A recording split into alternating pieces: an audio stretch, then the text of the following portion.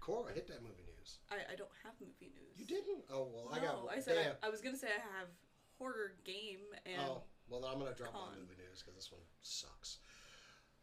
It was announced today, if you live in the DFW area, that all Alamo Drafthouses would be closing immediately. Allow me to elaborate. Alamo Drafthouse is a franchise program. People buy into the franchise and create based off of their name.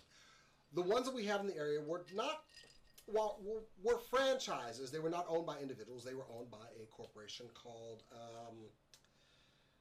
I had the name here. It was two is one, one is none. They said after 13 years, guest counts had not rebounded from the pandemic. Also with the strike, they will be unable to keep these places open. This is not individual businesses closing like you would see a McDonald's or something that was a franchise closing a store in an area due to poor sales or anything.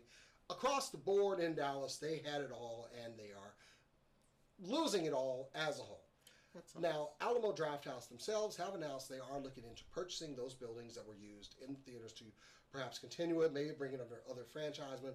I'm pretty sure there are people that are wanting to buy into this, but let's face some facts. COVID was a huge hit to the theater industry, and a strike later on did not help it either. We have seen declining ticket sales with movies like Furiosa, that were excellent but still suffered from low ticket sales because people aren't going to the theaters. But when you have things like The Fall Guy, which was a good film, but being released 2 weeks later on DVD, what are you doing? Why would I go to the theater? Well, charge less, pay your employees more, and don't funnel all of your profits 3 franchises high to a CEO that owns a business that owns a business that owns a business that owns all the Alamo And there is some criticism on that too, because employees that work these theaters were asking for better wages and benefits, as they should. Things are more expensive. They need money. I would also like to go ahead and just throw some shade that these people did get a PPP loan, and a lot of it was forgiven. So, the money went somewhere, but they are calling it quits. Hopefully, Alamo Drafthouse as a whole, they are aware of it, and they are looking to get those franchises and do something with them. Maybe perhaps bring them under traditional franchise ownership, not corporations who buy out things and subsidize and try to, pull a Red Lobster. We're going to buy the land and then we're going to charge rent on the land. What the is wrong with you? This is stupid. People don't have the money to spend on things these days. I will say, distributors are my number one who I look at. Theaters get so little profit anyway. Like, it's not just theaters, the whole film industry is suffering hugely, right now. Yeah, I think that a lot of, movies are suffering because, we watched the Guardians of the Galaxy 3, the recent one that follows the Rocket storyline, which is a great storyline, and I actually liked the movie because I liked that story. But the wigs were so bad. The makeup was so bad. And what are we not able to hire the people in the industry who can handle all of this? And give them time to do their work. Yeah. Why? I'm really confused by this. They're making millions and millions of dollars, if not $1 billion, for some of the, highest grossing films of the year. Where is that going? Is that not going to the people that made the movie? Where does it go? And if the people who are siphoning off that money aren't making enough money, but I don't understand. And this is why the strike too, right? No, they weren't paying them, and the model. We had to switch models of distributing within the last 10 years because of streaming, right? Movies can't make money on the back end through DVD sales like they used to, and so smaller movies weren't able to get made anymore.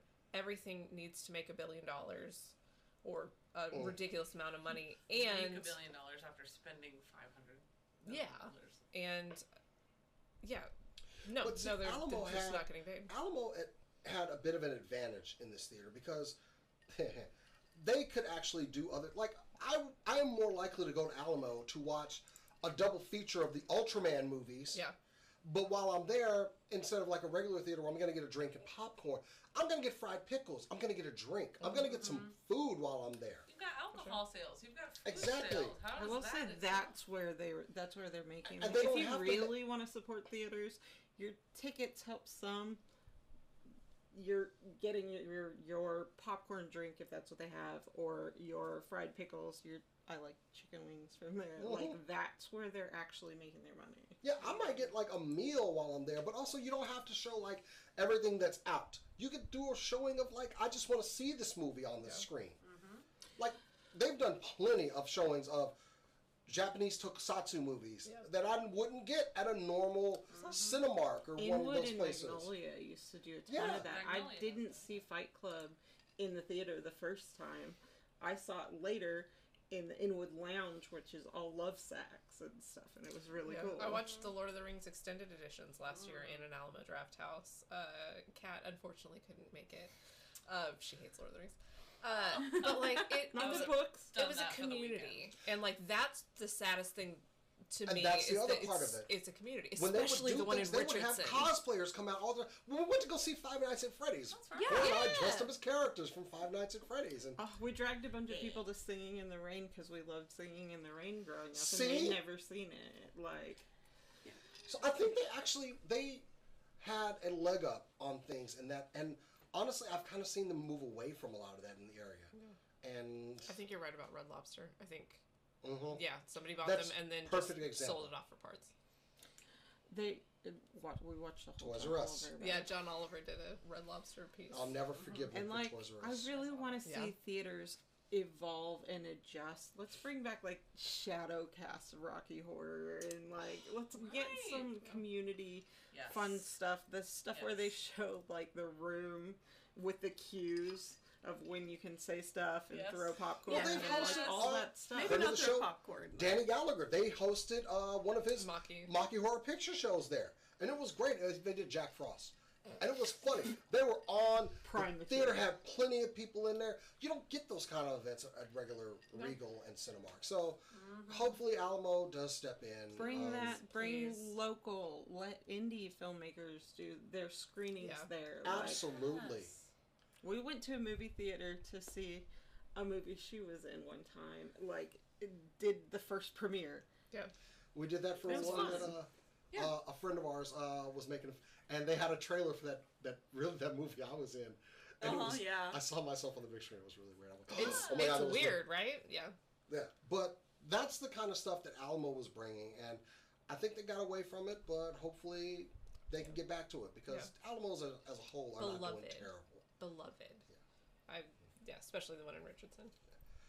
So anyway, that's my movie news. Went long. Kind of. I know. Well, we're all kind of broken. Yeah. It's bad for the community.